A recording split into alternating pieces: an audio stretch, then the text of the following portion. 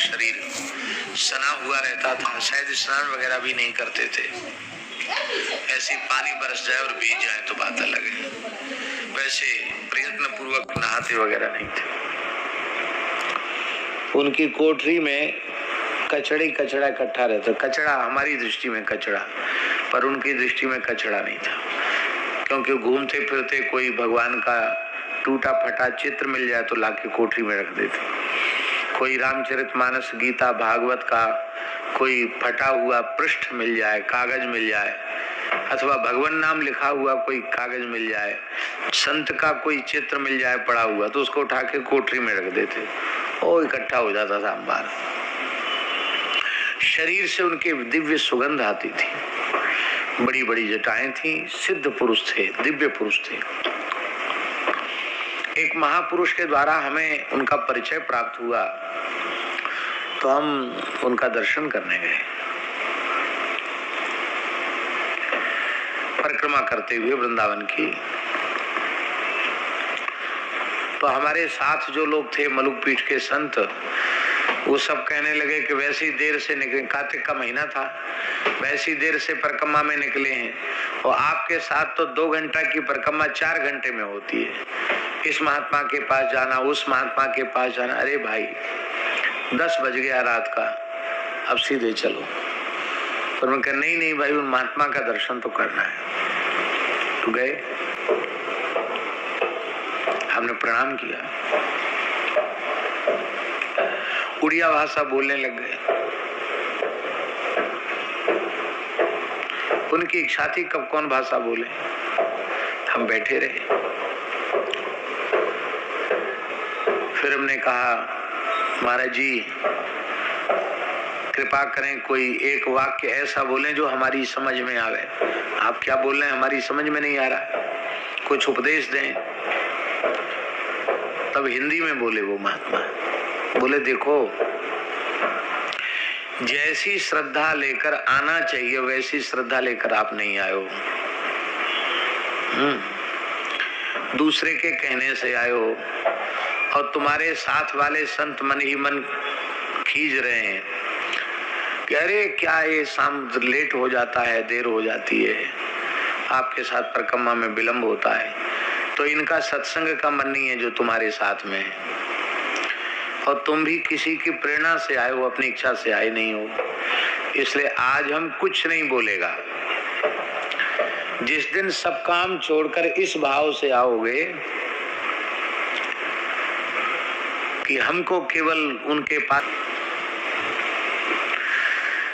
एक दिन हम यही संकल्प लेकर गए उन संत के पास, दिन में गए, तो फिर लगभग 1 घंटे सत्संग किया उन्होंने। ऐसी ऐसी रहस्यपूर्ण वृंदावन की बातें बताई जो मंच से उजागर नहीं की जा सकती। उन्होंने भी यही बात कही कि ये कदम्ब वही कदम्ब है जिसके ऊपर चढ़कर श्री कृष्ण यमुना जी में कूदे थे। ये वही कदम्ब है, ये वही कदम्ब है जिस पर गरुड़ जी अमृत का कलश लेकर बैठे थे। नीचे श्री श्री राधा रानी, श्री श्री श्याम सुंदर ऐसे बोलते थे, नित्य आते हैं, इसके नीचे थोड़ी देर बैठकर विश्राम करते हैं। हम अपनी इन्हीं आंखों से रोज उनको देखते हैं। हमसे बोले आप बाहर जाते हो? हम कि हाँ बाबा जाते तो है। क्यों जाते हो? वृंदावन से बाहर नहीं जाना चाहिए। क्यों जाते हो? हम क्या उत्तर दें, चुप हो गए। हमारे साथ एक संत थे, उन्होंने कहा कि कथा वार्ता के लिए लोग बुलाते हैं, सत्संग के लिए इसलिए जाना पड़ता है। कहते यही कथा करो, बाहर क्यों जाते हो? यही कथा करो,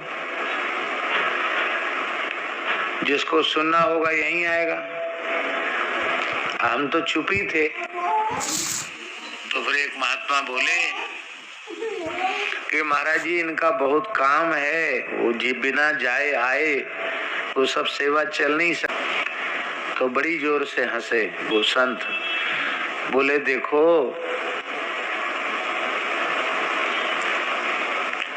हम कुछ नहीं बोले थे, हम तो केवल सुन ही रहे थे। उन महात्मा ने कहा कि उस समय की बात है जब उतना ज्यादा नहीं था। उन्होंने कहा कि शायद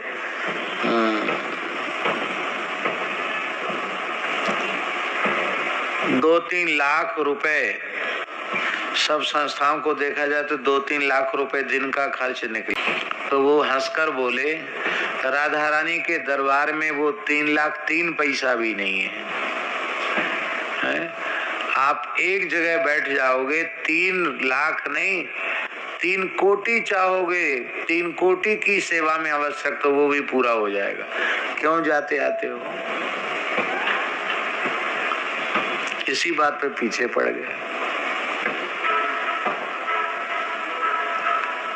फिर हमने उनको कहा कि महाराज जी, भगवान की ब्रज के बाहर भी स्थान है और सेवा है, वहां जाना पड़ता है। ठाकुर जी के उत्सव महोत्सव हैं, गुरुजनों की सेवा है, कभी पथमेड़ा भी जाना पड़ता है। तो अभी ऐसा नियम नहीं है कि बाहर नहीं जाए। अच्छा तो ठीक हो गए, तभी हम आ जाएंगे आपके पास। अच्छा तो हम आपके पास आएगा।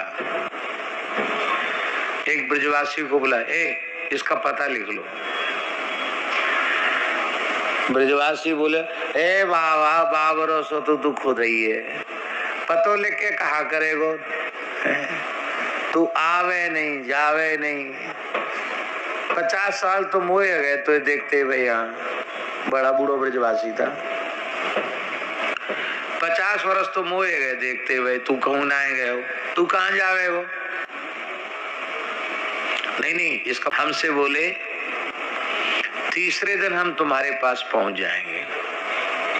पता हमने लिख लिया है, तीसरे दिन तुम्हारे पास पहुंच जाएंगे और फिर वहीं रहेंगे, वहां से फिर कहीं नहीं जाएंगे।